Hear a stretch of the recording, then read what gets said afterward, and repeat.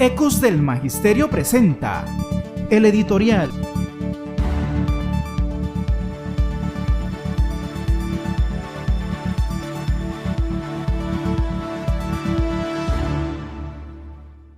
Colombia, potencia mundial de la vida. Cordial saludo a todos y todas en este maravilloso día. Hoy quiero hablarles en estos minutos sobre el Plan Nacional de Desarrollo del actual gobierno. ¿Qué me motiva? He encontrado dentro de nuestro gremio docente muchos y muchas cuya base de la información principal es el TikTok y los medios masivos de comunicación, RCN, Caracol y los demás. Repiten las falacias sin cuestionarlas día a día. Eso entonces me motiva a invitarlos, a provocarlos a que leamos, profes.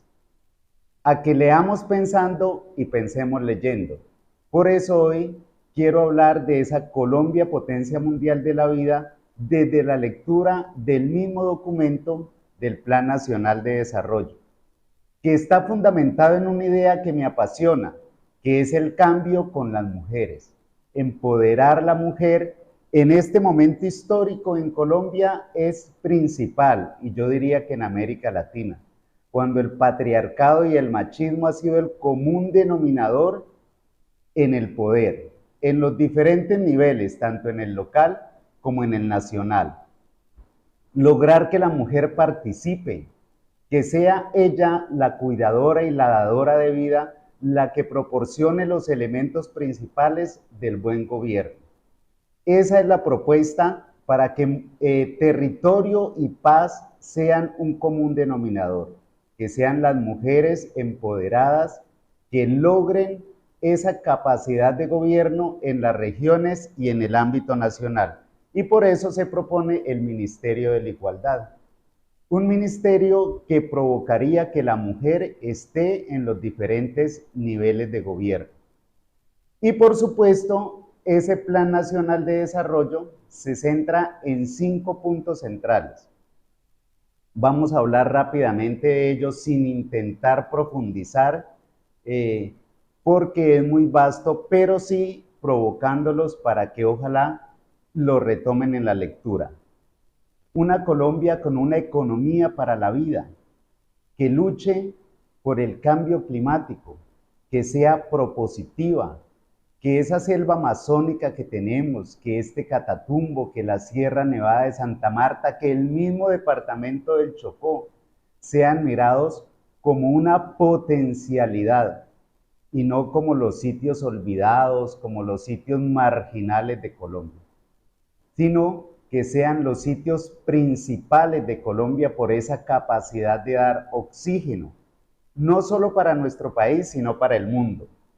Entonces, un ordenamiento territorial, como propone el gobierno, alrededor del agua, donde se protejan los páramos, los ríos, las nacientes de agua, donde sintamos que nosotros estamos dando para el mundo y no solo recibiendo las migajas de los países con un buen desarrollo económico. Una sociedad movida por el sol, el viento y el agua. Esa es la propuesta. Obviamente para los ambientalistas es algo llamativo, es algo histórico. Para los megarricos que siempre se han apropiado de los recursos naturales, seguramente va a ser muy difícil aceptar una economía para la vida en Colombia. Y ahí es donde está la propuesta de hacerle fuerza a este gobierno. Un segundo punto sobre una economía, de una economía extractivista a una economía productiva. Nos enseñaron en nuestra historia y así se quedó en nuestras mentes que somos un país para vender materias primas, que no podemos transformarlas, que la tecnología nos tiene que venir de afuera, que pensar en carrera espacial Colombia, eso es una locura, eso es impensable. Nos enseñaron a pensar solo en vender nuestros recursos naturales para que otras potencias mundiales los aprovechen, los disfruten y produzcan a su antojo. Y por supuesto consuman a su antojo. Esa propuesta hacia una economía productiva es volver a democratizar el campo, lograr que hombres y mujeres campesinos empiecen a labrar la tierra, pero no pensando en cómo sobrevivir, sino pensando en vivir y aportarle a la economía nacional. Esa propuesta de una economía productiva es lograr que todos y todas en Colombia le aportemos a ese desarrollo.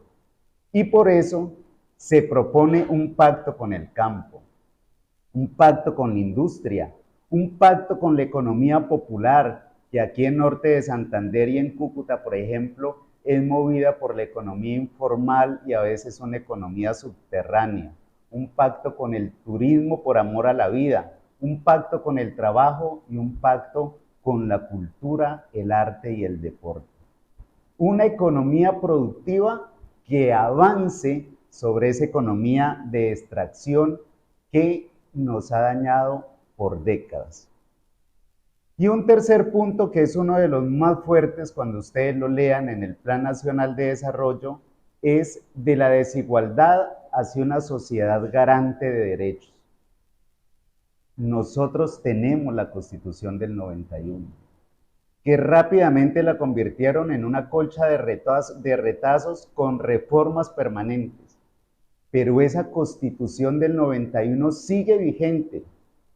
Y ahí, desde el artículo 11, están nuestros derechos fundamentales, que no tendríamos que defenderlos a través de tutelas, que debería ser un derecho permanente para todos los colombianos y las colombianas, para el campesino, para el pueblo indígena, para el pueblo negro, para esas minorías que han sido marginadas y vulneradas durante décadas en nuestro país, donde la salud deje de ser negocio.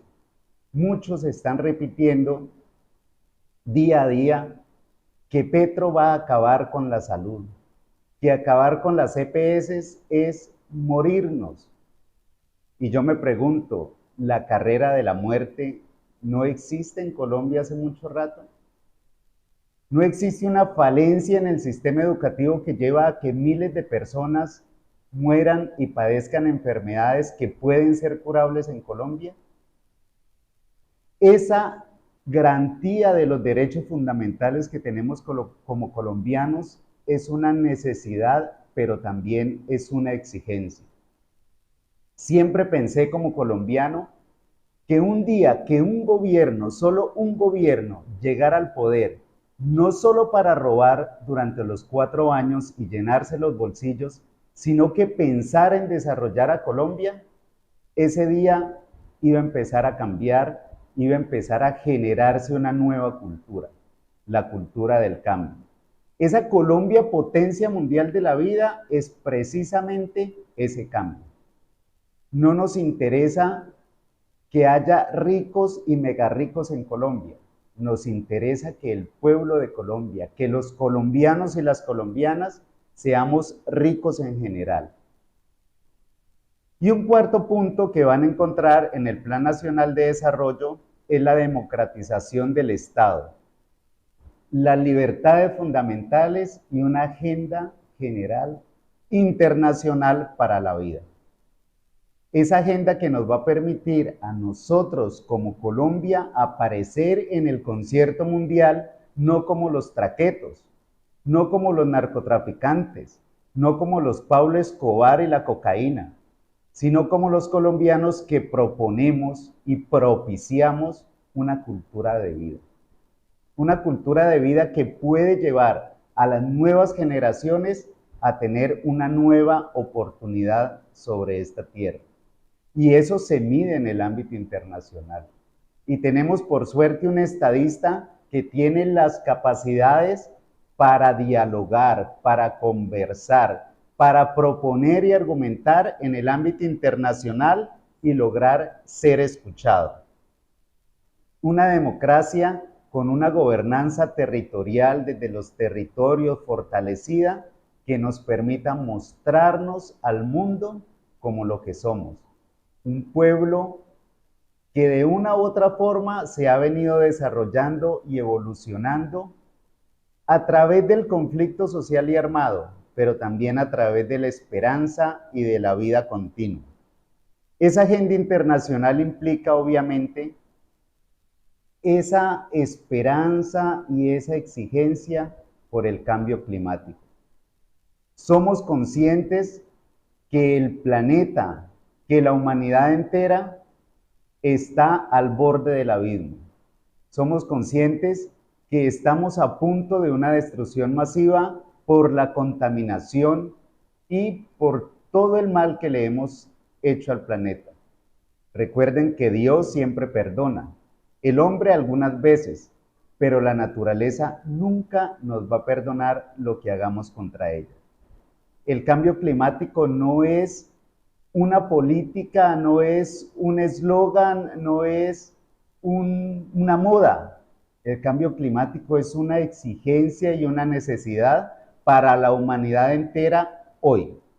Y finalmente, para no cansarlos, el quinto punto que van a encontrar en el Plan Nacional de Desarrollo es: dejemos atrás la guerra y entremos en una era de paz. El gobierno atrevidamente la ha llamado la paz total, pero que tiene miles de cuestionamientos para alcanzar esa paz total. Pero iniciemos. Sabemos que la paz, y los docentes lo decimos en el aula, empieza por mí, por la persona como tal. Esa paz total no empieza en las grandes instituciones y en los grupos armados. Empieza cuando yo hago esa paz conmigo mismo, en mi relación con los demás y en mi relación con el entorno. Entonces, empecemos a hablar y a pensar en esa paz como cultura, como era de paz. No una paz que silencie fusiles y una paz para que otros se enriquezcan y hagan lo que se les viene en gana, sino una paz para propiciar el desarrollo de Colombia, el desarrollo del país, para que vivamos mejor, para que todos tengamos oportunidades laborales y oportunidades de progresar.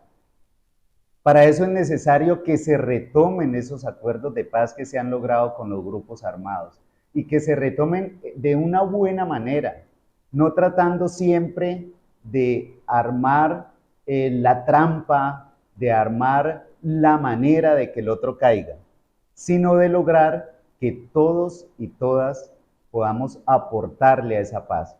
Y eso incluye, por supuesto, los grupos armados que están en este momento activos en Colombia y que necesitamos urgentemente que se desarmen.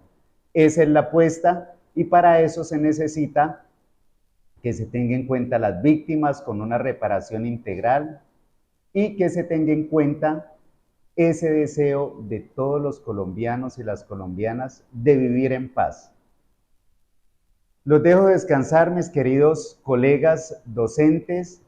Recuerden que quiero es provocarlos para que lean, para que esas competencias que les enseñamos a nuestros estudiantes, interpretativa, argumentativa y propositiva, las coloquemos en práctica nosotros.